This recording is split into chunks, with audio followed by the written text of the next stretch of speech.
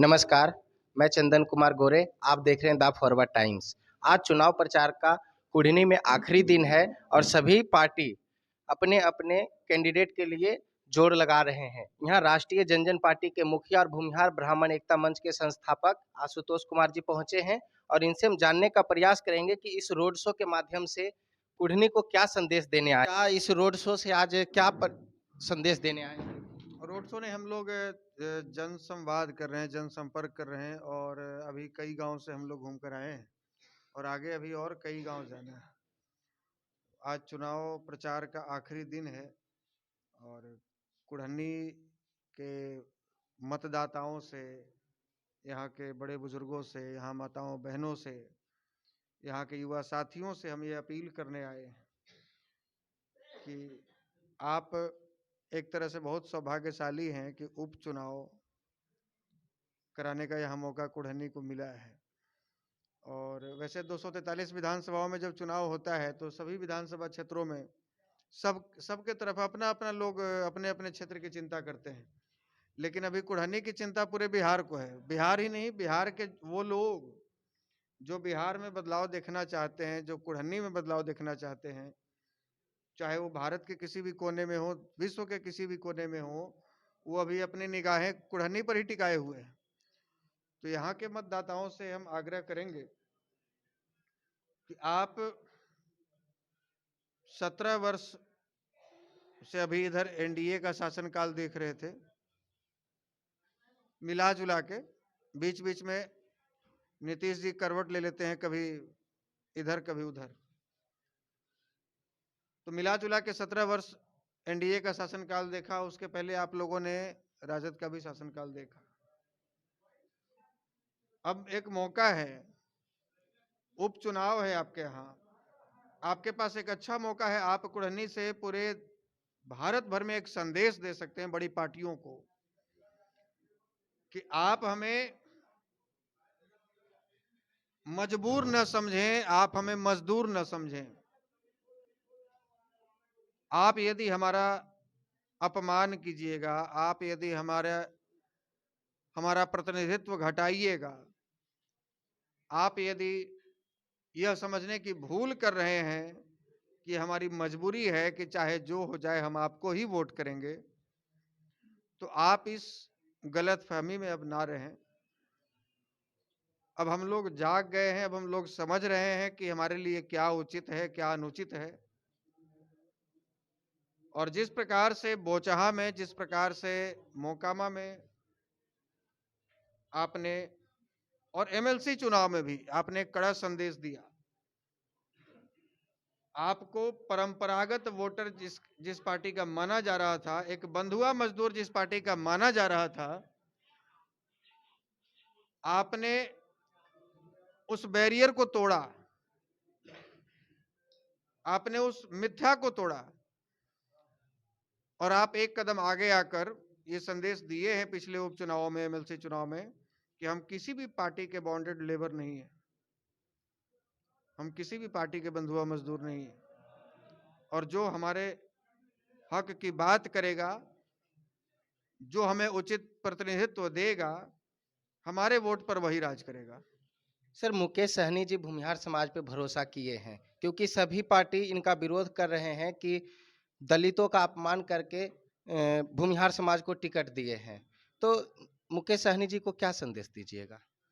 तो जो पार्टी ये कह रहे हैं कि आप दलितों का या पिछड़ों का या अति पिछड़ों का विरोध करके भूमिहार समाज को टिकट क्यों दिए, ये कौन पार्टी कह रही है? बीजेपी कह रही है ना? हाँ, सुशील मोदी जी बोल रहे हैं। सुशील मोदी जी कह रहे हैं, तो फिर तो इस हिसाब से बीजेपी वालों को भूमिहार के यहाँ वोट नहीं मांगने आना चाहिए।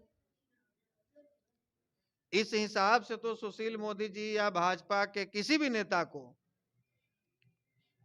भूमिहार के किसी भी गांव में वोट मांगने जाना ही नहीं चाहिए।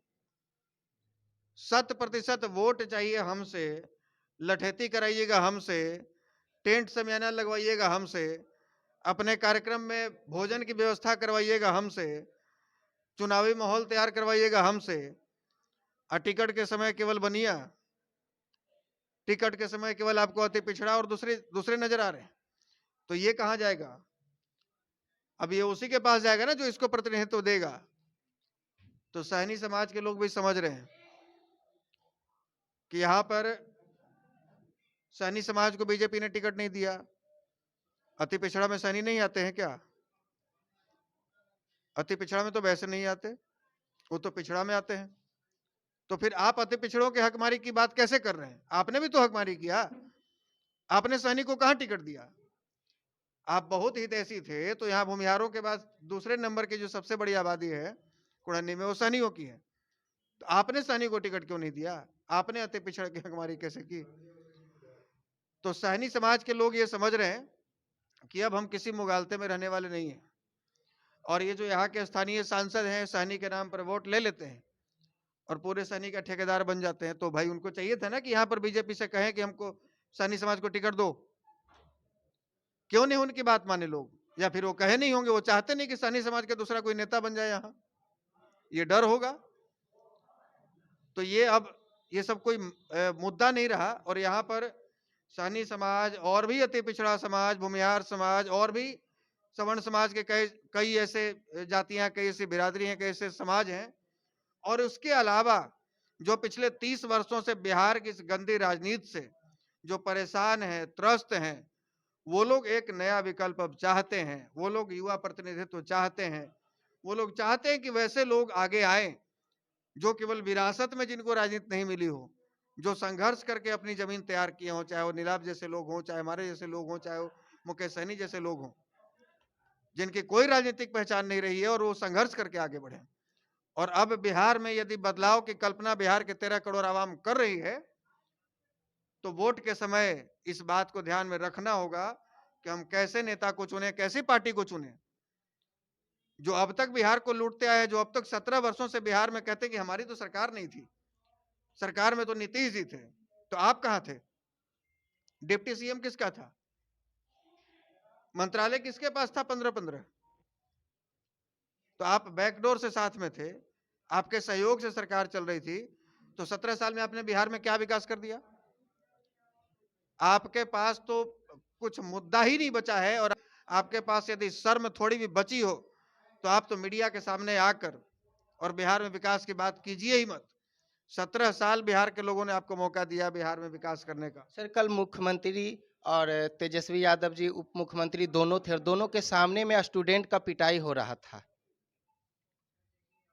देखिए, वो सीटेट वाले अभ्यर्थी लोग थे जो 2 वर्षों से सड़कों पर संघर्ष कर रहे हैं।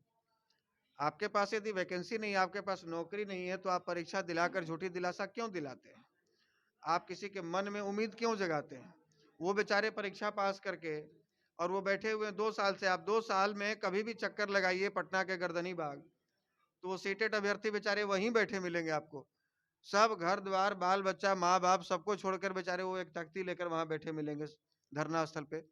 कुछ दिन पहले ही आपने उनको लाठी से पिटवाया। तो भाई, मरता क्या नहीं करता वाली बात है। अब उनको लगा कि अब तो हम धरना देते देते थक गए 2 साल से, और यदि मांग कर रहे हैं, सड़क पर उतर रहे हैं, तो सरकार लाठी से पिटवा रही है।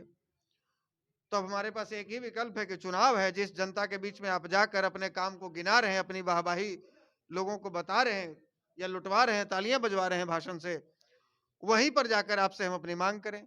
और मांग करेंगे तो आप विरोध कीजिएगा, आप उनकी पिटाई कीजिएगा। ये तो लोकतंत्र में बिल्कुल होना नहीं चाहिए।